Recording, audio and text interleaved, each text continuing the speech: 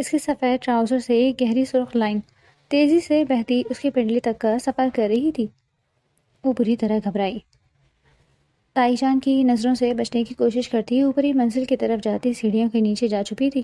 اس کا شوہر اگر اسے یوں دیکھ لیتا تو پھر وہ کیا کرتی؟ حویلی میں کوئی اسے پسند نہیں کرتا تھا، سلطان پر نفرت کے تیر نہیں برساتا تھا، لیکن اس کی خاموشی ہی اس معصوم کی جان ہوا ہونے لگتی تھی۔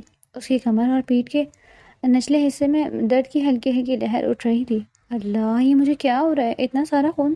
13 سال کی وہ معصوم سی لڑکی اپنے اندر ہوئی ان جسمانی تبدیلیوں سے بے خبر پوری طرح گھبرا سی گئی۔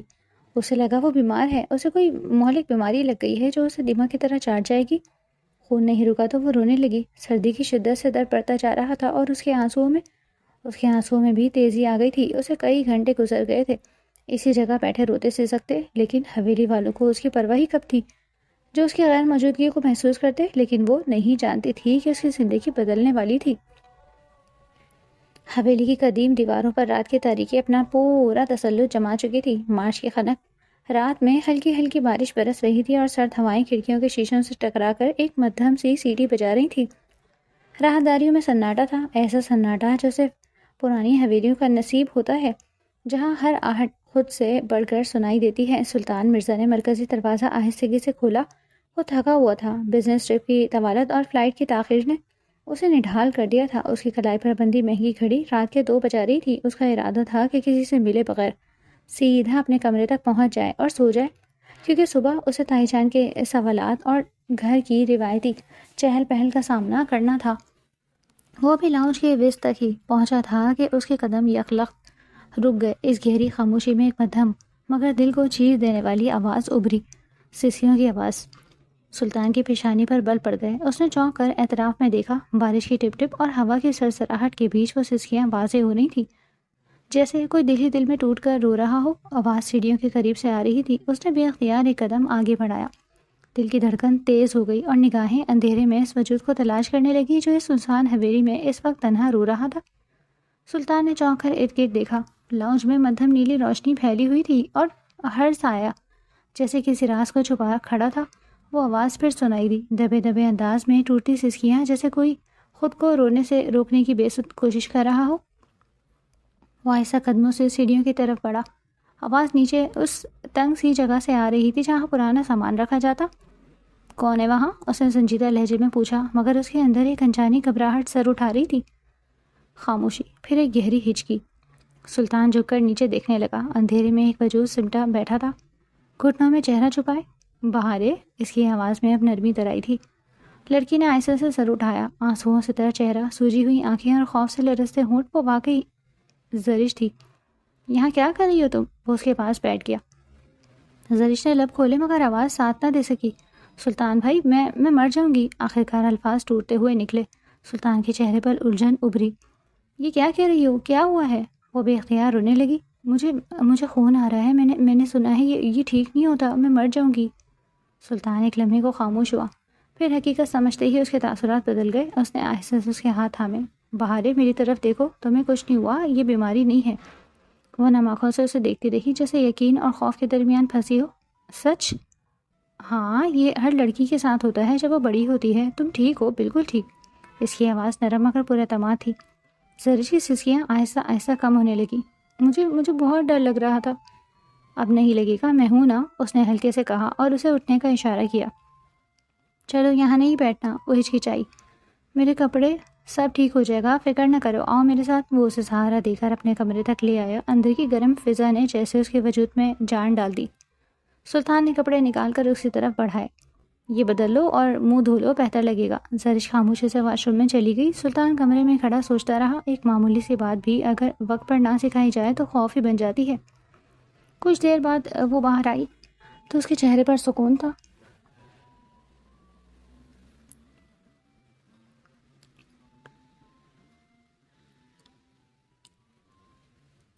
بس ہلکی سی تھکن باقی تھی۔ سلطان نے بیڈ کی طرف اشارہ کیا۔ سو جاؤ۔ اور آپ؟ میں یہی ہوں تمہارے پاس، فکر نہ کرو۔ اس نے کمبل اس پر ڈال دیا۔ زرش لیٹتے ہی گہری نیند میں ڈوب گئی۔ سلطان صوفے پر آ کر لیٹ گیا، مگر اس کی آنکھیں نیند سے قاصر تھیں۔ باہر بارش برس رہی تھی اور اس کے اندر خاموشی سوال جاگ رہے تھے۔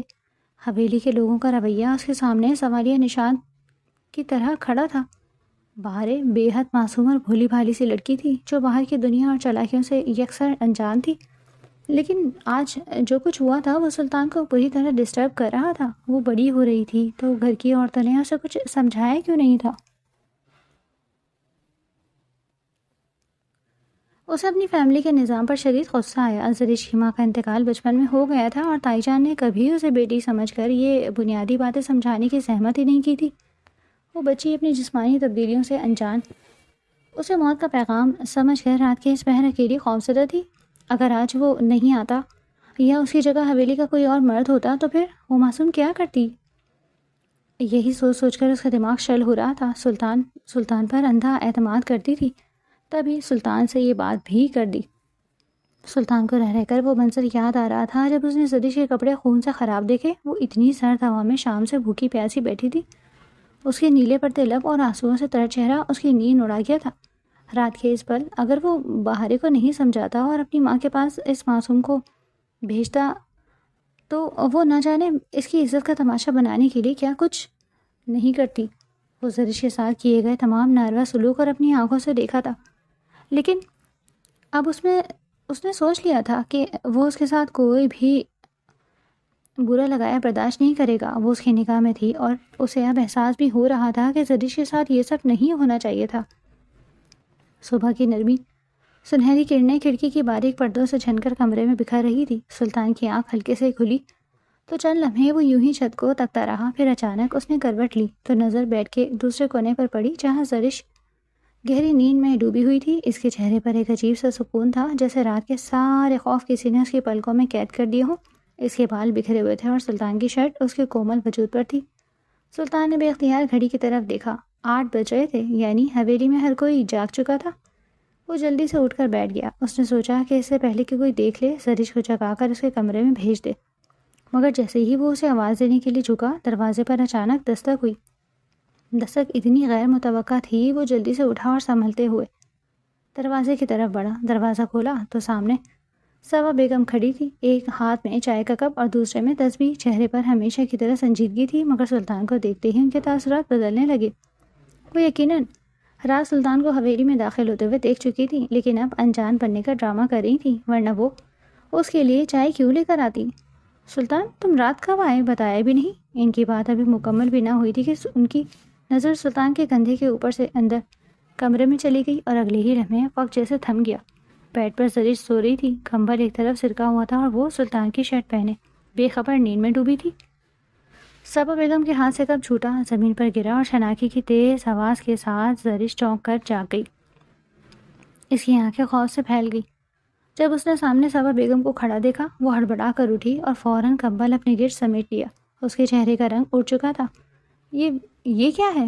صبا بیگم کی آواز لرز رہی تھی، مگر اس میں غصہ اس قدر بھرا ہوا تھا کہ ہر لفظ جیسے تیر بن کر نکل رہا تھا۔ ان کی نظریں زرش کے حلیے سے ہوتی ہوئی سلطان کے بکھرے بالوں اور سرخ آنکھوں پر جا ٹھہری، جیسے ہر چیز ان کے شک کو یقین میں بدل رہی ہو۔ سلطان نے گہرا سانس لیا۔ صورتحال کی سنگینی اس پر پوری طرح واضح ہو چکی تھی۔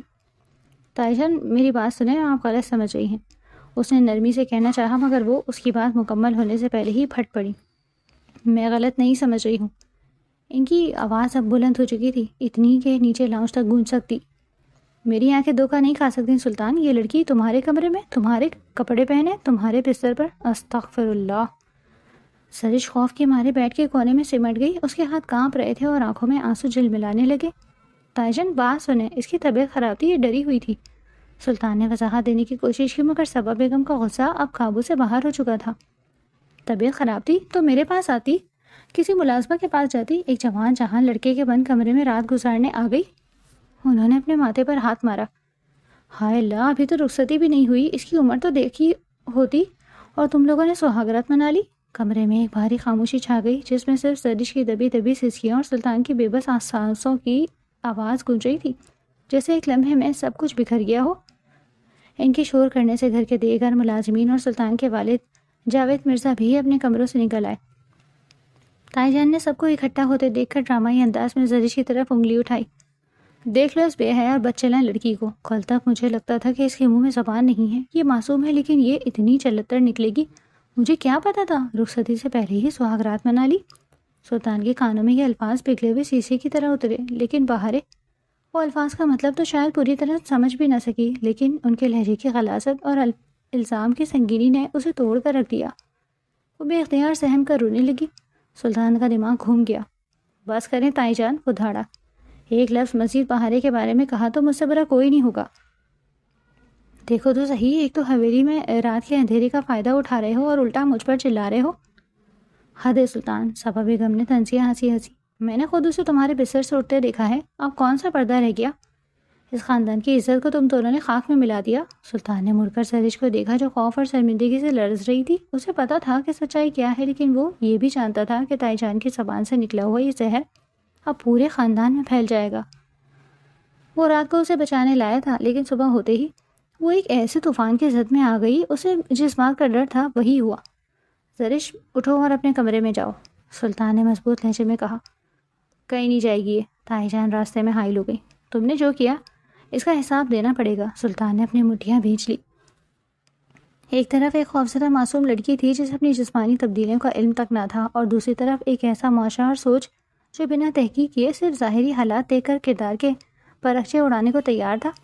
اور یہی وہ لمحہ تھا جب سلطان کو احساس ہوا کہ اب زرش کی حفاظت کے لیے اسے ڈھال بننا پڑے گا۔ حساب میں دوں گا، سلطان نے تائی جان کی آنکھوں میں آنکھیں ڈال کر کہا، لیکن ابھی اگر کسی نے زرش کا راستہ روکا تو اس کی گردن تن سے الگ کرنے میں 1 منٹ نہیں لگاؤں گا، اور آپ مجھے جانتی ہیں۔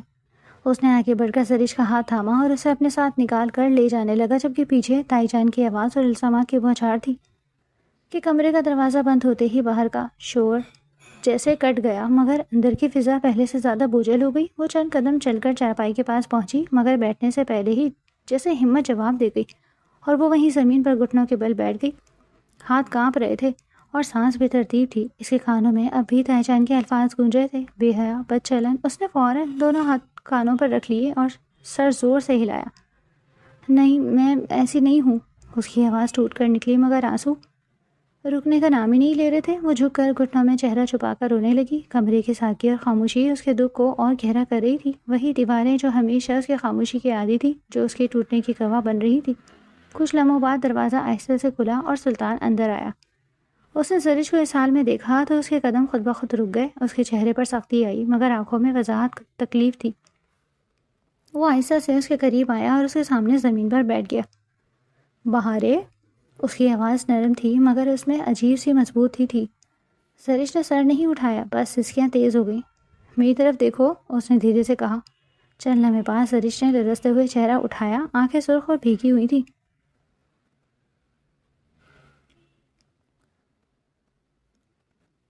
میں نے کچھ نہیں کیا، اس نے ٹوٹے لہجے میں کہا۔ وہ سب جھوٹ بول رہے ہیں نا، سلطان نے بغیر توقف کے کہا۔ ہاں جھوٹ، تم نے کچھ غلط نہیں کیا۔ اس کی آواز میں ایسی قطعیت تھی کہ زرش ایک لمحے کو ساکت رہ گئی، لیکن سب مجھے ایسے دیکھ رہے تھے جیسے میں واقعی۔ اس کی بات ادھوری رہ گئی۔ سلطان نے گہرا سانس لیا۔ لوگ سچ نہیں دیکھتے بہارے، وہ بس وہی جانتے ہیں جو ان کے سامنے ہو، مگر حقیقت نہیں بدلتی۔ وہ تھوڑا اور قریب ہوا۔ تم جیسی ہو ویسے ہی ہو، صاف اور معصوم، کسی کے الزام سے کوئی انسان گندا نہیں ہو جاتا۔ زرش کی آنکھوں سے آنسو پھر بہنے لگے، مگر اس بار ان میں صرف خوف نہیں تھا۔ وہ آہستہ سے بولی، وہ پھر بھی مجھے کچھ کہیں گے۔ سلطان کے چہرے پر سختی لوٹ آئی۔ کہیں گے، لیکن اب جو جواب میں دوں گا، اب کوئی تمہیں اکیلا نہیں سمجھے گا۔ زرش نے پہلی بار اسے غور سے دیکھا۔ اس کے لہجے میں ایسا یقین تھا جو اسے تھام رہا تھا۔ آپ کیوں کر رہے ہیں یہ سب؟ سلطان چند لمحے خاموش رہا، پھر آہستہ سے بولا، کیونکہ تم میری ذمہ داری ہو، اور اب میں تمہیں کسی کے رحم و کرم پر نہیں چھوڑوں گا۔ کمرے میں خاموشی پھیل گئی، مگر یہ خاموشی پہلے جیسی نہیں تھی۔ اس میں ایک انجانا سا تحفظ شامل ہو چکا تھا۔ زرش نے دھیرے سے آنسو پوچھے، اور پہلی بار اس کے دل کا خوف تھوڑا سا کم ہوا، جیسے اس ویران کمرے میں اسے کسی کا ساتھ مل گیا ہو۔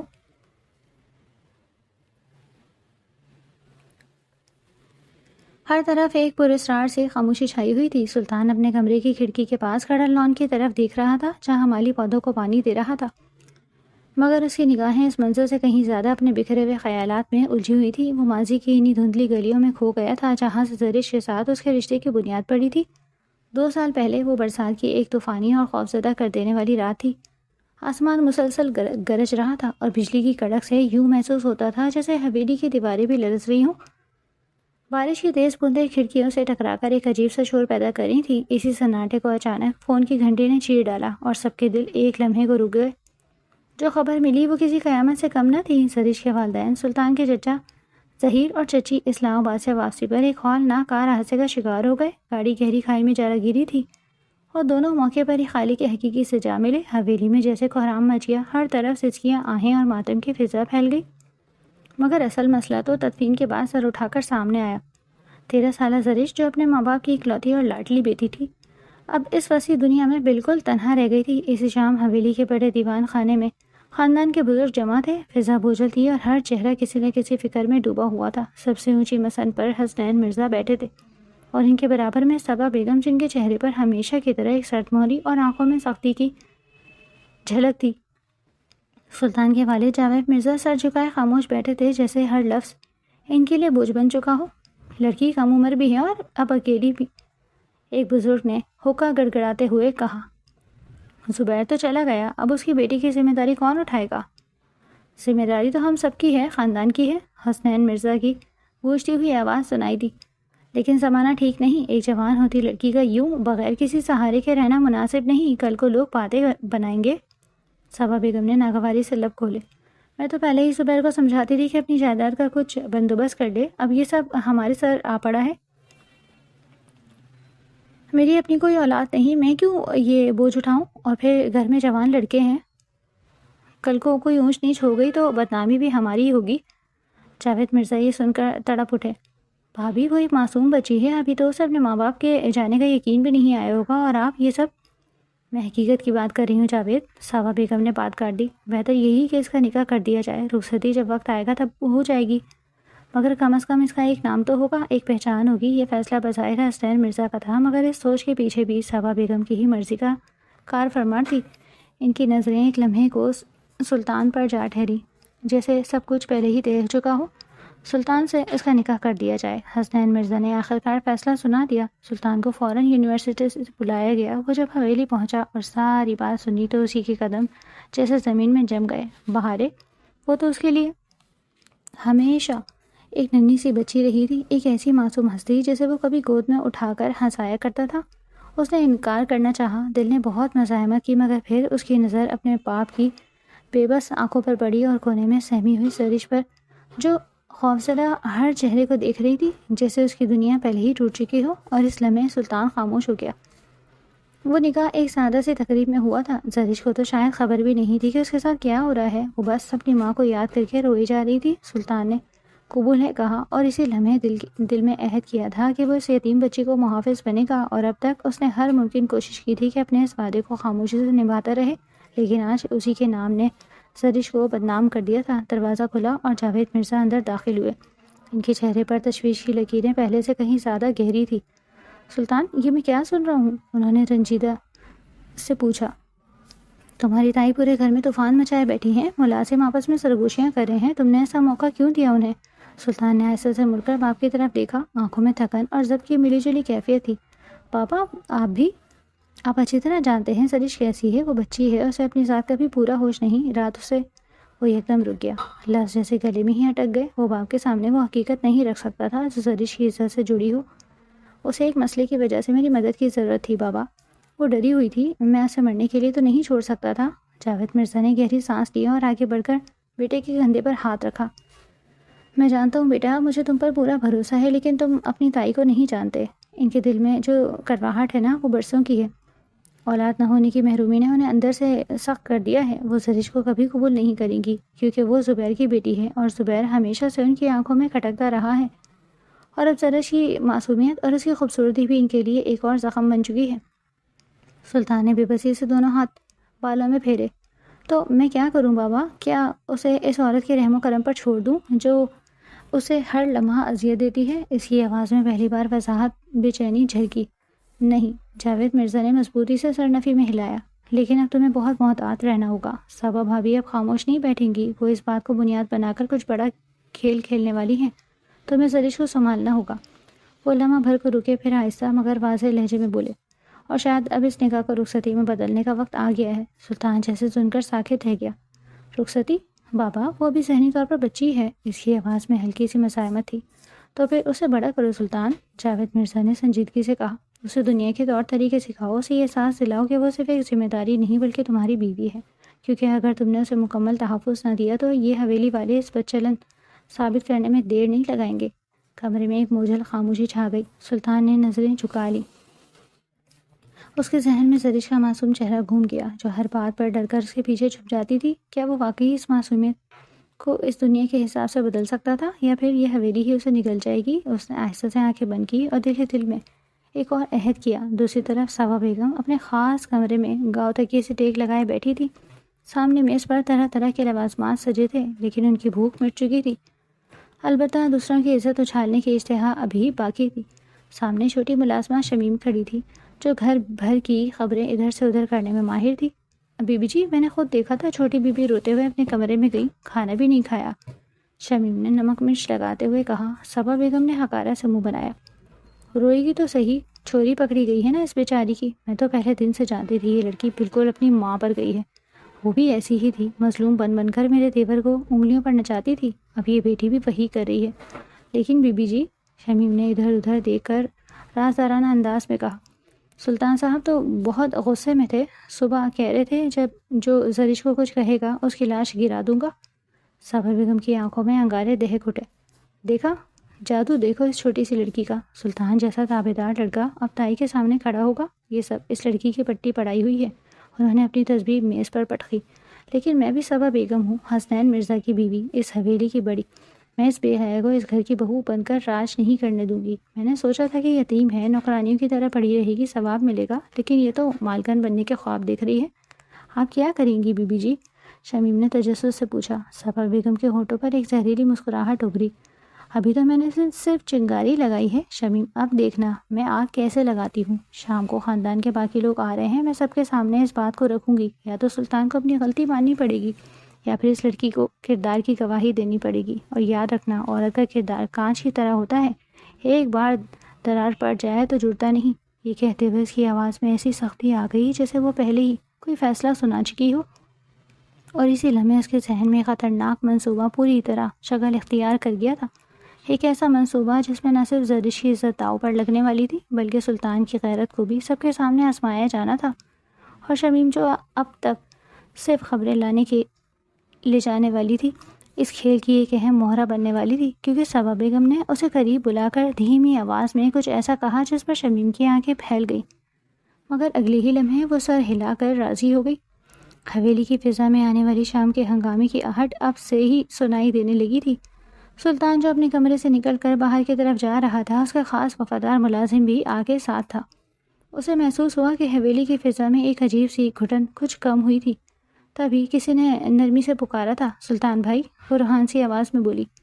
تائی جان کہہ رہی تھی کہ میں گندی لڑکی ہوں، میں نے کیا کیا ہے؟ سلطان کا دل مٹھی میں آ گیا۔ وہ آگے بڑھا اور سلطان ہی ملازم کو اشارے سے واپس بھیجا۔ بہارے، سلطان نے نرمی سے پکارا۔ زرش نے سر اٹھایا، اس کی آنکھیں سوجی ہوئی تھیں اور چہرہ زرد پڑ چکا تھا۔ سلطان کو دیکھتے ہی اس کی آنکھوں میں پھر سے آنسو تیرنے لگے۔ سلطان بھائی، اس نے کچھ کہنا چاہا تھا۔ سلطان نے اس کا ہاتھ پکڑا اور گاڑی کی طرف بڑھا۔ اسے گاڑی میں اپنے مقابل بٹھاتا وہ اس کی طرف مڑا۔ تم نے کچھ نہیں کیا بہارے، تائی کی عادت ہے، وہ ایسے ہی بولتی ہیں، تم ان کی باتوں پر دھیان مت دیا کرو۔ اب تم بڑی ہو رہی ہو، لوگوں سے خوف کھانے کے بجائے اپنے اندر خود اعتمادی پیدا کرو۔ لیکن سلطان بھائی، سب مجھے عجیب نظروں سے دیکھ رہے تھے، حویلی کے لوگ مجھے اب یہاں نہیں رہنے دیں گے، زرش نے سسکتے ہوئے کہا۔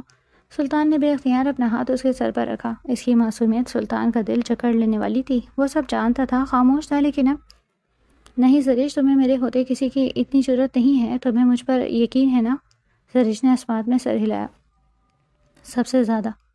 تو پھر میری بات یاد رکھو، میں تمہارے ساتھ ہوں، جب تک میں زندہ ہوں تمہیں کوئی نقصان نہیں پہنچا سکتا، لیکن اب تمہیں تھوڑا بہادر بننا پڑے گا۔ تائی جان اور باقی لوگ شاید کچھ کڑوی باتیں کریں، تمہیں رونا نہیں ہے۔ اگر تم رو گی تو وہ سمجھے گی کہ تم کمزور ہو یا تم نے واقعی کوئی غلطی کی ہے۔ میں کوشش کروں گی، زرش نے آنسو پوچھتے ہوئے کہا۔ شاباش، آج تم سلطان کے ساتھ باہر جا رہی ہو، کسی اچھی سی جگہ بیٹھ کر بہت سی باتیں کریں گے اور پھر کھانا بھی کھائیں گے۔ زرش نے معصوم مسکراہٹ کے ساتھ آہستہ سے سر اس بات میں ہلایا۔ اسے اندازہ ہو گیا تھا کہ صرف دلاسے کافی نہیں ہوں گے۔ صبا بیگم کی دشمنی صرف زبانی کلامی نہیں تھی، وہ ایک گہری نفسیاتی جنگ تھی۔ وہ جانتی تھی کہ سلطان کی کمزوری زرش ہے اور زرش کی کمزوری اس کی ناسمجھی۔ سلطان نے جیب سے فون نکالا اور اپنی ایک وکیل دوست کو میسج کیا. مجھے نکاح نامے کے قانونی پہلوؤں پر بات کرنی ہے اور یہ بھی پتہ کرو کہ اگر خاندان والے کسی لڑکی پر بہتان لگائیں تو قانونی چارہ جوئی کیسے کی جا سکتی ہے. وہ جانتا تھا کہ یہ قدم حویلی میں بغاوت کے مترادف ہوگا، لیکن جنگ کا بغل بچ چکا تھا اور پہلا بار تائی جان نے کیا تھا، لیکن آخری بار سلطان کرنے کا ارادہ رکھتا تھا. وہ بھی لاؤنج میں داخل ہوا ہی تھا کہ پیچھے سے تائی جان کی اونچی آواز سنائی دی. ارے آ گئے یہ دونوں؟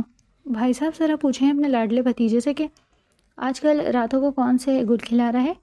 سلطان کے قدم رک گئے جبکہ زرش سہم سی گئی. نیچے لاؤنج میں اس کے والد کے علاوہ اس کے پھوپھا اور تایا بھی موجود تھے. تائی جان نے اپنی عدالت سجا لی تھی. سلطان نے گہری سانس لی، اپنی آستین کے کف درست کیا اور سر اٹھایا. اب بھاگنے کا وقت نہیں تھا، اب سامنا کرنے کا وقت تھا. زرش تم اندر جاؤ جاؤ، وہ ذرا سخت لہجے میں بولا تو وہ اپنے کمرے کی جانب بھاگ گئی. لاؤنج میں دیوان خانے کے بھاری مخملی صوفوں پر خاندان کے بزرگ ترجمان تھے. مرکزی صوفے پر حسنین مرزا اپنی چھڑی ہاتھ میں تھامے پیشانی پر گہری شکنیں ڈالے بیٹھے تھے. ان کے دائیں جانب صبا بیگم تھی جن کا چہرہ فتح مندانہ غرور سے تمتماتا ہوا تھا. بائیں جانب سلطان کے والد جاوید مرزا سر جھکائے گہری سوچ میں گم تھے. سامنے والے صوفے پر پھوپھا اور خاندان کے دیگر قریبی رشتہ دار بیٹھے تھے جو اس ہنگامی بلاوے پر جمع ہوئے تھے. سلطان سیڑھیاں اتر رہا تھا، اس کے ہر قدم کی چاپ گونج رہی تھی. لاؤنج میں اس نے ایک نظر اوپر گیلری کی طرف دیکھا جہاں ستون کے پیچھے چھپی زرش کا دوپٹہ نظر آ رہا تھا. وہ جانتا تھا کہ وہی کھڑی کانپ رہی ہے. اس خیال نے سلطان کے اندر ابلتے ہوئے لاوے کو مزید بھڑکا دیا. آ گیا ہمارا پارسا بھتیجا. ہم تو سمجھ رہے تھے کہ شرم سے کمرے میں ہی بند رہے گا، مگر یہاں تو آنکھوں میں حیا نام کی چیز ہی باقی نہیں رہی. سریعہ میں سوارا بچلن کے ساتھ رنگلیاں بنا کر آ رہا ہے اور الٹا ہمیں ہی آنکھیں دکھا رہا ہے.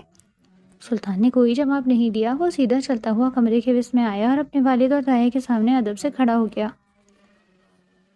حسین مرزا نے گلا کھنکارا. سلطان تم جانتے ہو ہم سب یہاں کیوں ہیں؟ جی تائبہ. سلطان کی آواز سپاٹ تھی. تائی جان نے یقیناً میرا اور زرش کا تماشا لگانے کے لیے محفل سجائی ہے، لیکن وہ بیوی ہے میری، اس حویلی کے سردار کی بیوی، اس حویلی کی سردارنی. زبان سنبھال کر بات کرو سلطان. صابہ بیگم چیخیں. تماشا میں نے نہیں، تم نے اور اس زبیر کی بیٹی نے لگایا ہے. پوری حویلی میں باتیں ہو رہی ہیں کہ رات کے پچھلے پہر وہ تمہارے کمرے میں تھی، تمہارے بستر پر، تمہارے کپڑوں میں. کیا تم اس بات سے انکار کر سکتے ہو؟ سلطان نے گہری سانس لی اور پہلی بار اپنی تائی کی آنکھوں میں آنکھیں ڈالی. میں انکار نہیں کر رہا. وہ میرے کمرے میں تھی، میرے بستر پر تھی یا میرے کپڑوں میں تو بیوی تو تھی میری. لوگ شادی کرتے ہی کیوں ہیں؟ حال میں موجود تمام لوگوں کے منہ سے دبی دبی ہائے نکلی. جاوید مرزا نے تڑپ کر بیٹے کو دیکھا. صبا بیگم نے تالی بجائی. سنا آپ سب نے؟ یہ ہے اس کی سچائی. اعتراف جرم کر رہا ہے. ارے میں تو پہلے ہی کہتی تھی یہ لڑکی منحوس ہے، اپنی ماں کی طرح بے راہو. بس. سلطان کی دھاڑ نے صبا بیگم کی بات کاٹ دی. اس کی آواز اتنی بلند اور روپدار تھی کہ حسنین مرزا بھی اپنی جگہ سے ہل گئے. ایک لفظ اور نہیں تائی جان، ایک لفظ بھی نہیں. سلطان نے انگلی اٹھا کر تنبیہ کی. بہت سن لی میں نے آپ کی بد زبانی، بہت لحاظ کر لیا آپ کے سفید بالوں کا اور اس رشتے کا، لیکن آج اگر کسی نے میری منقوہ کے کردار پر انگلی اٹھائی تو میں بھول جاؤں گا کہ میرے سامنے کون بیٹھا ہے. تو مجھے دھمکی دے رہے ہو؟ صبا بیگم ہکلا گئی. میں آپ کو حقیقت بتا رہا ہوں. سلطان کا لہجہ اب برف کی طرح ٹھنڈا تھا. وہ مڑا اور اپنے تایا اور والد کو مخاطب کیا. آپ لوگ جاننا چاہتے ہیں کہ وہ رات میرے کمرے میں کیوں تھی؟ کیونکہ یہ حویلی جسے آپ لوگ عزت کا مینار کہتے ہیں در حقیقت ایک جہنم ہے، ایک ایسی جگہ جہاں ایک یتیم بچی جو جوان ہو رہی ہے اسے بتانے والا کوئی نہیں کہ اس کے جسم کے ساتھ کیا تبدیلیاں ہو رہی ہیں. سلطان نے تلخی سے ہنستے ہوئے کہا. آپ کو شرم آنی چاہیے تائی جان، آپ اس گھر کی بڑی ہیں، ماں کا درجہ رکھتی ہیں. کل رات وہ بچی خون دے کر سمجھی کہ اسے کینسر ہو گیا ہے اور وہ مرنے والی ہے. وہ خوف سے کانپ رہی تھی، سیڑھیوں کے نیچے چھپ کر اپنی موت کا انتظار کر رہی تھی. کیوں؟ کیونکہ آپ نے کبھی اسے پاس بٹھا کر یہ نہیں سمجھایا کہ یہ فطری عمل ہے. لاؤنج میں ایک سنسنی پھیل گئی. مردوں نے شرمندگی سے سر جھکا لیے جبکہ صبا بیگم کا رنگ فاق ہو گیا. وہ میرے پاس روتی ہوئی آئی کہ مجھے بچا لے. سلطان نے بات جاری رکھی. میں اسے اپنے کمرے میں نہ لے جاتا تو کہاں لے جاتا؟ آپ کے پاس، جو اسے دیکھتے ہی تانوں کی تیر چلانا شروع کر دیتی، یا ان ملازموں کے پاس جو آپ کی چغلیوں کے ڈر سے اس کے پاس نہیں بھٹکتے؟ یہ جھوٹ بک رہا ہے. صبا بیگم نے سنبھلنے کی کوشش کی. یہ سب کہانیاں ہیں. اگر ایسا تھا تو مجھے کیوں نہیں بتایا؟ کیونکہ اسے آپ سے ڈر لگتا ہے. سلطان نے ان کی بات کاٹی. آپ سے اتنا ڈرتی ہے جتنا موت سے بھی نہیں ڈرتی. اور آپ نے کیا کیا؟ صبح اٹھتے ہی بنا پوچھے بنا تحقیق کیے اس معصوم پر وہ الزام لگا دیا جو اس کی روح کو چھلنی کر گیا. آپ نے ایک لمحے کے لیے نہیں سوچا کہ وہ آپ کی دیور کی بیٹی ہے؟ خون گندا ہے اس کا۔ صابا بیگم پھر سے اپنے زہر پر اتر آئیں۔ ماں بھی ایسی تھی، باپ بھی لاپرواہ تھا، اب بیٹی بھی گل کھلا رہی ہے۔ تم مرد ہو سلطان، تم بہک گئے ہوگے، لیکن عورت کو اپنی حدود پتہ ہونی چاہیے۔ میں اس لڑکی کو اب ایک لمحے اس گھر میں برداشت نہیں کروں گی، یا تو یہ گھر چھوڑے گی یا میں۔ جاوید مرزا کھڑے ہو گئے۔ بھابھی خدا کا خوف کریں، بچی ہے وہ۔ بچی نہیں ہے، آفت ہے، صابا بیگم نے ضد سے کہا۔ میرے گھر کا ماحول خراب کر رہی ہے۔ حسنین صاحب فیصلہ کیجئے، اگر یہ لڑکی یہاں رہی تو میں یہ حویلی چھوڑ دوں گی۔ حسنین مرزا کشمکش میں تھے، بیوی کا دباؤ اور بھتیجے کی دلیل دونوں اپنی جگہ تھے۔ سلطان بیٹا، بات تو تمہاری تائی کی بھی ٹھیک ہے، دنیا باتیں بناتی ہے، جوان لڑکا لڑکی ایک چھت کے نیچے اور پھر ایسا واقعہ، ہم کس کس کا منہ بند کریں گے؟ سلطان نے افسوس سے اپنا تایا کو دیکھا۔ دنیا باتیں نہیں بناتی تایا جان، اس حویلی میں ہی ہر اپنا بناتا ہے۔ دنیا کو تو خبر بھی نہیں کہ چار دیواری کے اندر ہم یتیموں کے ساتھ کیا سلوک کرتے ہیں۔ وہ ایک لمحے کے لیے رکا، پھر اس نے سر اٹھایا اور اس کی آنکھوں میں ایک نیا عزم تھا۔ آپ ٹھیک کہتے ہیں تایا جان، فیصلہ ہونا چاہیے اور فیصلہ میں کروں گا۔ سب کی نظریں سلطان پر جم گئی۔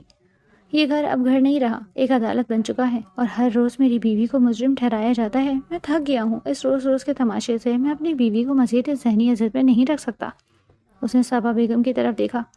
آپ چاہتی ہیں نا کہ زرش آپ کی نظروں سے دور ہو جائے؟ مبارک ہو آپ کو، آپ کی خواہش پوری ہونے والی ہے، سلطان نے بلند آواز میں اعلان کیا۔ آنے والے جمعے کو زرش کی رخصتی ہوگی۔ ہال میں جیسے بم پھٹ گیا۔ جمعے کو؟ یعنی صرف 4 دن بعد؟ پھوپھا جی نے حیرت سے پوچھا۔ اتنی جلدی کیسے انتظام ہوگا؟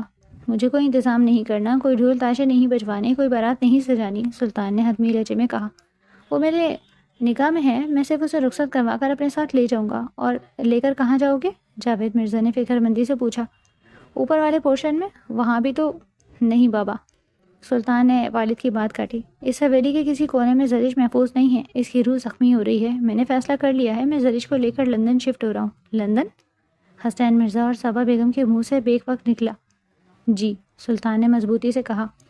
میرا بزنس وہاں پہلے سے سیٹل ہے، میں اسے ریموٹلی ہینڈل کرتا تھا، لیکن اب میں مستقل طور پر وہیں جا رہا ہوں۔ میری اور زرش کی فلائٹ ہفتے کی صبح کی بک ہو چکی ہے۔ صابا بیگم کے چہرے پر رنگوں کا ایک طوفان امڑ آیا۔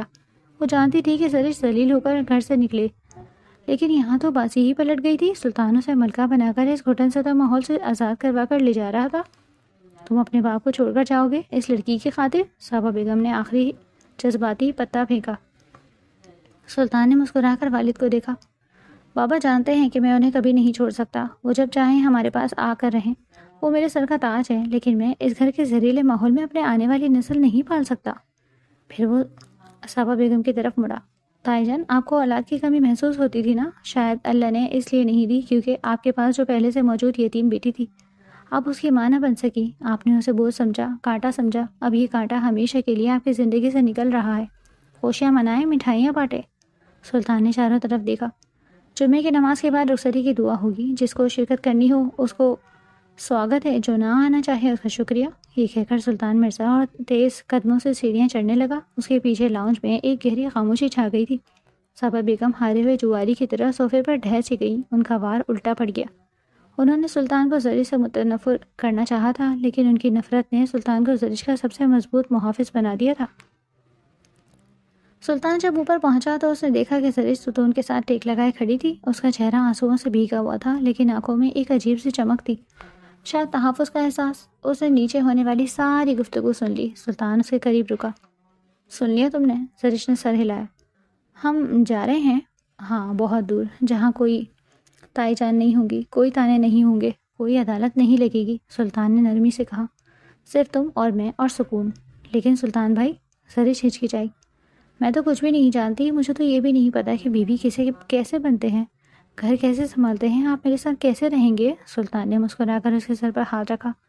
تمہیں کچھ بننے کی ضرورت نہیں ہے بہارے، بس تم ایسی ہی رہنا، باقی سب ہم مل کر سیکھ لیں گے۔ میں تمہیں لندن لے جا کر سب سے پہلے ایک اچھے کالج میں داخلہ دلاؤں گا، تم پڑھو گی، دنیا دیکھو گی، اپنے اندر اعتماد پیدا کرو گی۔ میں تمہیں ایک ڈری ہوئی بچی سے ایک مضبوط عورت بنتے دیکھنا چاہتا ہوں۔ اور اگر میں نہ بن سکی تو؟ اس نے معصومیت سے پوچھا۔ تو پھر میں ہمیشہ تمہارے آگے ڈھال بن کر کھڑا رہوں گا، جیسے آج کھڑا تھا۔ سلطان کی آواز میں پادہ تھا۔ زرش نے پہلی بار سلطان کی آنکھوں میں وہ جذبہ دیکھا جو ہمدردی سے کچھ بڑھ کر تھا۔ اسے اتنا سمجھ آ گیا تھا کہ اس شخص کا ہاتھ تھام کر وہ دنیا کے کسی بھی طوفان سے ٹکرا سکتی ہے۔ سلطان نے گھڑی دیکھی۔ جاؤ اپنا سامان پیک کرنا شروع کرو، صرف ضروری چیزیں لینا، وہ کپڑے مت رکھنا جو تمہیں اس گھر کی یاد دلائیں۔ ہم سب کچھ نیا خریدیں گے۔ نئی زندگی، نئی شروعات۔ زرش اپنے کمرے کی طرف بھاگی۔ اس کے قدموں میں ایک نئی جان تھی۔ سلطان وہیں ریلنگ کے ساتھ کھڑا نیچے دیکھتا رہا۔ نیچے لاؤنج میں اب چائے مگوئیاں شروع ہو چکی تھی۔ اسے معلوم تھا کہ اب باتیں مزید بنے گی۔ خاندان والے اسے زد مرید کہیں گے، باغی کہیں گے، لیکن اسے پرواہ نہیں تھی۔ اس نے موبائل نکالا اور ٹریول ایجنٹ کو کنفرمیشن کا میسج بھیجا۔ ٹکٹس کنفرم کر دیں، ہم جا رہے ہیں۔ اس نے ایک نظر حویلی کی اونچی دیواروں کو دیکھا جو صدیوں سے بہت سے راز اور ظلم اپنے سینے میں دفن کیے کھڑی تھی۔ آج سلطان نے اس دیوار میں ایک شگاف ڈال دیا تھا۔ اس نے روایت اور فرسودگی کے بت کو توڑ کر ایک نئی راہ منتخب کی تھی۔ اگلے 4 دن حویلی میں عجیب افراتفری کے عالم میں گزرے۔ صبا بیگم نے احتجاجاً اپنے کمرے سے نکلنا بند کر دیا۔ جاوید مرزا اداس تھے مگر بیٹے کے فیصلے پر راضی تھے۔ وہ جانتے تھے کہ سلطان کا فیصلہ درست ہے۔ جمعے کا سورج طلوع ہوا تو حویلی میں وہ گہما گہمی نہیں تھی جو عموماً شادیوں والے گھروں میں ہوتی ہے، لیکن سلطان کے کمرے میں روشنی تھی۔ اس نے سفید شلوار قمیض کے اوپر سیاہ واسکٹ پہن رکھی تھی اور وہ تیار کھڑا تھا۔ زرش کو اس کے خالہ زاد بہنوں نے تیار کیا تھا۔ سرخ جوڑے میں ملبوس وہ کسی گڑیا کی طرح لگ رہی تھی۔ اس کی آنکھوں میں اب خوف نہیں بلکہ مستقبل کے انجانے سپنوں کی جھلک تھی۔ نکاح تو پہلے ہی ہو چکا تھا، بس رسمی رخصتی تھی۔ سلطان نے زرش کا ہاتھ تھاما اور اسے لے کر سیڑھیاں اترنے لگا۔ نیچے جاوید مرزا قرآن پاک کا سایہ کیے کھڑے تھے۔ جب وہ گاڑی میں بیٹھنے لگے تو سلطان نے پلٹ کر اوپر والی کھڑکی کی طرف دیکھا۔ وہاں پردے کے پیچھے صبا بیگم کھڑی تھی۔ سلطان نے سر ہلائے جیسے الوداع کہہ رہا ہو اور ساتھ ہی یہ پیغام بھی دے رہا ہو کہ محبت جیت گئی، نفرت ہار گئی۔ گاڑی حویلی کے بڑے گیٹ سے باہر نکلی تو زرش نے پیچھے مڑ کر نہیں دیکھا۔ اس کی نظریں سامنے سڑک پر تھیں جو سیدھی ایئرپورٹ اور پھر ایک نئی دنیا کی طرف جا رہی تھی۔ سلطان نے اس کا ہاتھ دبا دیا۔ تیار ہو؟ زرش نے مسکرا کر سلطان کو دیکھا۔ جی میرے سلطان۔ اور اس چھوٹے سے لفظی تغیر نے سلطان کو بتا دیا کہ اس کا فیصلہ رائے گاہ نہیں گیا، سفر شروع ہو چکا تھا۔ لندن کا موسم آج غیر معمولی طور پر خوشگوار تھا۔ سرمئی بادلوں کے درمیان سے نکلتی ہوئی ہلکی دھوپ یونیورسٹی ہال کی اونچی عمارت کو سنہرا کر رہی تھی۔ ٹھنڈی ہوا کے جھونکے چل رہے تھے، لیکن آج یہ ہوا سلطان کو پرسکون لگ رہی تھی۔ ہال کے اندر ہزاروں کا مجمع تھا۔ طلباء کے سیاہ گاؤن، ہوا میں اچھلتی ٹوپیاں اور والدین کی چمکتی ہوئی آنکھیں ایک ایسا منظر پیش کر رہی تھیں جو کامیابی اور فخر سے عبارت تھی۔ سلطان مرزا VIP انکلوزر میں بیٹھا تھا۔ ان 6 سالوں نے اس کے چہرے پر سنجیدگی اور وقار میں مزید اضافہ کر دیا تھا۔ اس کی کن پٹیوں پر چاندی کے چند تار نمودار ہو چکے تھے جو اس کی وجاہت کو مزید بڑھا رہے تھے۔ وہ اپنی نشست پر بے چینی سے پہلو بدل رہا تھا۔ بزنس کی بڑی سے بڑی ڈیل کرتے وقت اس کا دل اتنا نہیں دھڑکا تھا جتنا آج دھڑک رہا تھا۔ اس کی نظریں اسٹیج پر جمی تھیں جہاں یونیورسٹی کے ڈین مائک پر نام پکار رہے تھے۔ سلطان کا ذہن ایک لمحے کے لیے ماضی کی فلم چلانے لگا۔ اسے وہ رات یاد آئی، سیڑھیوں کے نیچے اندھیرا، سسکیاں اور ایک کانپتی ہوئی لڑکی جو خون دیکھ کر سمجھ رہی تھی کہ وہ مرنے والی ہے۔ وہ زرش جسے دنیا کا شعور نہ تھا، جسے خاندان نے کم عقل اور بوجھ کا لیبل لگا دیا تھا۔ پھر اسے لندن کے ابتدائی دن یاد آئے۔ زرش کا اجنبی دیس میں گھبرانا، انگریزی بولتے ہوئے اکھلانا اور پھر آہستہ آہستہ اس کا کتابوں سے رشتہ جڑنا۔ سلطان نے اسے انگلی پکڑ کر چلنا سکھایا تھا، بالکل ویسے ہی جیسے کسی ننھے پودے کی آبیاری کی جاتی ہے۔ اس نے راتوں کو جاگ کر اسے پڑھایا، اس کے آنسو پوچھے جب وہ تھک جاتی ہے اور اسے یقین دلایا کہ وہ سب کر سکتی ہے۔ لیڈیز اینڈ جینٹلمین، ڈین کی آواز ہال میں گونجی۔ اب میں اسٹیج پر اس طالب علم کو بلانا چاہوں گا جس نے نہ صرف ہماری یونیورسٹی میں سائیکالوجی کے شعبے میں ٹاپ کیا ہے بلکہ best student of the year کا ایوارڈ بھی اپنے نام کیا ہے۔ Please welcome Mrs Zarish Sultan Mirza. تالیوں کی گونج میں سلطان کا سینہ فخر سے پھول گیا۔ اسٹیج کی دائیں جانب سے وہ نمودار ہوئی، سیاہ گاؤن میں ملبوس، سر پر کانویکیشن کیپ اور چہرے پر وہ متانت اور اعتماد جو 6 سال پہلے تک کسی کے وہم و گمان میں بھی نہ تھا۔ وہ چل رہی تھی تو لگ رہا تھا جیسے وہ زرش ہے ہی نہیں، یہ کوئی اور عورت ہے جس نے اپنی تقدیر خود لکھی۔ زرش اسٹیج کے وسط میں آئی۔ اس نے ڈین سے اپنی ڈگری اور گولڈ میڈل وصول کیا۔ ہال تالیوں سے گونج رہا تھا۔ اس نے مائک کی طرف قدم بڑھائے۔ ڈین نے مسکرا کر اسے اجازت دے دی۔ زرش نے مائک کو تھاما اور ایک نظر سامنے مجمع پر ڈالی۔ اس کی نظریں بھٹکی اور سیدھی تیسری قطار میں بیٹھے سلطان پر جا کر رک گئیں۔ سلطان نے اسے دیکھ کر ہلکا سا سر ہلایا، وہی اطمینان جو وہ ہمیشہ اسے دیتا تھا۔ شکریہ۔ زرش کی آواز صاف اور کھنکتی ہوئی تھی، جس میں اب ہکلاہٹ کا شائبہ تک نہ تھا۔ آج میرے ہاتھ میں یہ ڈگری اور لوگ مجھے ذہین کہہ رہے ہیں، لیکن میں آپ سب کو ایک چھوٹی سی کہانی سنانا چاہتی ہوں۔ ہال میں خاموشی چھا گئی۔ 6 سال پہلے میں ایک ایسی لڑکی تھی جو اپنے سائے سے بھی ڈرتی تھی۔ مجھے بتایا گیا تھا کہ میں کم عقل ہوں، میں بوجھ ہوں اور میری جگہ صرف گھر کے کسی تاریک کونے میں ہے۔ میں زندگی کی بنیادی حقیقتوں سے اتنی انجان تھی کہ ایک معمولی سی جسمانی تبدیلی کو موت کا پیغام سمجھ بیٹھی۔ سلطان کی آنکھوں میں نمی تیرنے لگی۔ میں واقعی مر رہی تھی، جسمانی طور پر نہیں بلکہ روحانی طور پر۔ میرا اعتماد قتل کیا جا چکا تھا، لیکن پھر زرش کی آواز بھر آ گئی۔ پھر ایک شخص میری زندگی میں آیا، اس نے مجھے اندھیرے سے نکالا جب سب نے مجھ پر نااہل ہونے کی مہر لگائی۔ اس شخص نے مجھ پر شرط لگائی۔ زرش نے اپنا میڈل اوپر اٹھایا اور اس کا رخ سلطان کی طرف کیا۔ یہ میڈل میرا نہیں ہے، یہ اس شخص کا ہے جس نے مجھے صرف بیوی کا درجہ نہیں دیا بلکہ مجھے انسان ہونے کا احساس دلایا، جس نے مجھے پڑھنا سکھایا، گرنا سکھایا اور پھر گر کر سنبھلنا سکھایا۔ اس کی آنکھوں سے ایک آنسو ٹپک کر مائک پر گرا۔ سلطان، لوگ کہتے ہیں کہ ہر کامیابی مرد کے پیچھے ایک عورت کا ہاتھ ہوتا ہے، لیکن میں کہتی ہوں کہ ایک ٹوٹی ہوئی عورت کو جوڑ کر مکمل تصویر بنانے کے پیچھے ایک مرد مومن کا ہاتھ ہوتا ہے۔ آپ میرے محافظ تھے، لیکن آج آپ میری پہچان ہیں۔ میں آج جو کچھ بھی ہوں صرف آپ کی وجہ سے ہوں۔ یہ ڈگری آپ کے نام۔ پورے ہال میں لوگ احتراماً کھڑے ہو گئے۔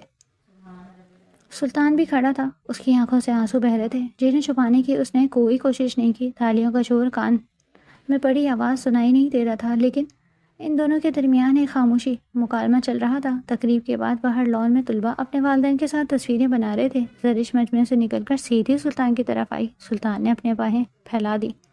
زرش اس کے سینے سے لگ گئی۔ یہ گلے ملنا رسمی نہیں تھا، اس میں 6 سالوں کی ریاضت، محبت اور شکر گزاری شامل تھی۔ مبارک ہو مسز سائیکولوجسٹ۔ سلطان نے اس کے کان میں سرگوشی کی، اس کی آواز ابھری۔ زرش نے سر اٹھایا اور اس کی آنکھوں میں دیکھا۔ خوش ہیں آپ؟ خوش؟ سلطان نے اس کے گال کو چھوا۔ زرش میں الفاظ میں بیان نہیں کر سکتا۔ آج مجھے لگ رہا ہے کہ میں نے زندگی کا سب سے بڑا سودا جیت لیا ہے۔ تائی جان کہتی تھی کہ میں نے اپنی زندگی برباد کر لی، کاش وہ آج تمہیں دیکھ سکتی۔ زرش کے چہرے پر ایک سایہ سا آیا، پھر مسکراہٹ میں بدل گیا۔ انہیں چھوڑیں سلطان، وہ ماضی تھی، ہم حال ہیں۔ سلطان نے اس کے ہاتھ سے ڈگری لی اور اسے غور سے دیکھا۔ پتہ ہے زرش، اس کاغذ کے ٹکڑے سے زیادہ قیمتی چیز کیا ہے؟ کیا؟ تمہاری آنکھیں، سلطان نے نرمی سے کہا۔ وہ خوف جو وہ اس رات سیڑھیوں کے نیچے میں نے تمہاری آنکھوں میں دیکھا تھا، وہ آج کہیں نظر نہیں آ رہا۔ آج ان آنکھوں میں صرف جیت ہے۔ زرش نے شرارت سے مسکراتے ہوئے کہا۔ ویسے سلطان، آپ کو سچ بتاؤں، مجھے اب بھی ڈر لگتا ہے۔ کس بات سے؟ سلطان چونک گیا۔ اس بات سے کہ کہیں یہ سب خواب نہ ہو، کہیں میں آنکھ کھولوں اور خود کو دوبارہ اسی پرانی حویلی میں پاؤں۔ وہ جذباتی ہو گئی۔ سلطان نے اس کے دونوں ہاتھ اپنے ہاتھوں میں لے لیے اور انہیں اپنے لبوں سے لگایا۔ یہ خواب نہیں، یہ بہار ہے، اور اگر یہ خواب ہے بھی تو میں تمہیں کبھی جاگنے نہیں دوں گا۔ ہم نے وہ پرانی حویلی، وہ پرانی سوچ بہت پیچھے چھوڑ دی ہے۔ اب ہمارا گھر یہی ہے، ایک دوسرے کے دل میں۔ ہوا کا ایک تیز جھونکا آیا اور زرش کے کھلے بال اس کے چہرے پر بکھر گئے۔ سلطان نے محبت سے اس کے بالوں کی لٹ کو کان کے پیچھے اڑسا۔ ویسے ایک بات تو بتاؤ، سلطان نے شوخ لہجے میں پوچھا۔ اب جب کہ تم ایک ماہر نفسیات بن گئی ہو اور انسانی دماغ کو پڑھ سکتی ہو، تو بتاؤ میرے دماغ میں ابھی کیا چل رہا ہے؟ زرش نے آنکھیں سکیڑ کر اسے دیکھا، بالکل کسی پروفیشنل ڈاکٹر کی طرح، اور پھر ہنس دی۔ آپ سوچ رہے ہیں کہ اتنا خرچہ کروا دیا اس لڑکی نے، اب اس سے گھر کے کام کیسے کروائے جائیں؟ سلطان نے کہکا لگایا۔ وہ دونوں وہاں کھڑے ہنس رہے تھے، بے پرواہ کے۔ دنیا انہیں دیکھ رہی ہے۔ غلط۔ سلطان نے اس کی کمر کے گرد ہاتھ ڈال کر اسے اپنے ساتھ چلنے کا اشارہ کیا۔ میں سوچ رہا ہوں کہ اب جب کہ تم نے دنیا فتح کر لی ہے تو کیا ہم اپنی فیملی شروع کرنے کے بارے میں سوچ سکتے ہیں؟ شاید ایک ننھی زرش جو اپنی ماں کی طرح ذہین ہو۔ زرش کا چہرہ حیا سے سرخ ہو گیا۔ وہ دونوں پارکنگ کی طرف بڑھ رہے تھے۔ سورج اب بادلوں سے مکمل باہر آ چکا تھا اور لندن کی سڑکوں پر سنہری روشنی بکھر رہا تھا۔ سلطان نے گاڑی کا دروازہ کھولا اور زرش کے بیٹھنے کا انتظار کیا۔ جب زرش گاڑی میں بیٹھنے لگی تو ایک لمحے کے لیے رکی اور سلطان کو دیکھا۔ سلطان؟ جی جان؟ اس رات اگر آپ نہ آتے تو میں شاید واقعی مر جاتی۔ اس کی آواز دھیمی تھی۔ سلطان مسکرایا، ایک ایسی مسکراہٹ جس میں کائنات کا سارا سکون سمٹا ہوا تھا۔ اور اگر تم نہ ملتی زرش تو میں شاید زندہ تو رہتا مگر زندگی کبھی نہ پاتا۔ تم نے مجھے مقصد دیا ہے۔ اس نے دروازہ بند کیا، گاڑی اسٹارٹ ہوئی اور وہ دونوں اپنی جنت، اپنے چھوٹے سے گھر کی طرف روانہ ہو گئے۔ گاڑی کی روشنی میں، رات کے سناٹے میں ان کے سائے ایک ساتھ گھلتے جا رہے تھے۔ زرش نے کھڑکی سے باہر جھانک کر نرم لہجے میں کہا، سلطان، کبھی کبھی لگتا ہے کہ یہ سب خواب ہے، واقعی میں اتنی خوش ہو سکتی ہوں؟ سلطان نے اس کا ہاتھ اپنے ہاتھ میں مضبوطی سے لیا۔ یہ خواب نہیں بہارے، یہ حقیقت ہے، اور حقیقت وہی ہے جو ہم اپنے دل سے محسوس کرتے ہیں۔ تمہاری ہر خوشی میری زندگی ہے، اور تمہارا ہر خوف میرا امتحان۔ زرش نے آہستہ سے سر سلطان کے کندھے پر رکھ دیا اور خاموشی سے مسکرا دی۔ وہ جانتی تھی کہ زندگی کی مشکلات جتنی بھی بڑی ہوں، اب وہ اکیلی نہیں، اس کے پاس وہ انسان ہے جو اسے سمجھتا، بچاتا اور ہر لمحہ اس کے ساتھ رہتا ہے۔ گاڑی گاؤں کی روشن راہوں سے گزرتی ہوئی ان کے چھوٹے سے گھر کے سامنے رکی۔ دروازہ کھلتے ہی گھر کی خاموشی اور خوشبو جو مٹی اور پھولوں سے مل کر آ رہی تھی دونوں کے دلوں کو سکون دے رہی تھی۔ سلطان نے زرش کو گود میں اٹھایا اور اندر لے آیا، جیسے وہ دنیا کی ہر تھکن اور خوف سے اس کی حفاظت کر رہا ہو۔ زرش نے آہستہ سے کہا، یہ ہمارا نیا آغاز ہے نا؟ سلطان نے اسے قریب کھینچا اور ہلکی مسکراہٹ کے ساتھ سر ہلایا۔ ہاں بہارے، یہ ہمارا نیا آغاز ہے، اب سے ہر دن ہر رات تمہارے لیے تمہارے ساتھ۔ اور یوں رات کے سناٹے میں ان کی چھوٹے سے جنت میں محبت، سکون اور اعتماد کی روشنی نے ایک نئی دنیا کی بنیاد رکھی، جہاں کوئی خوف، کوئی ماضی یا کوئی دکھ ان کے درمیان نہیں آ سکتا تھا۔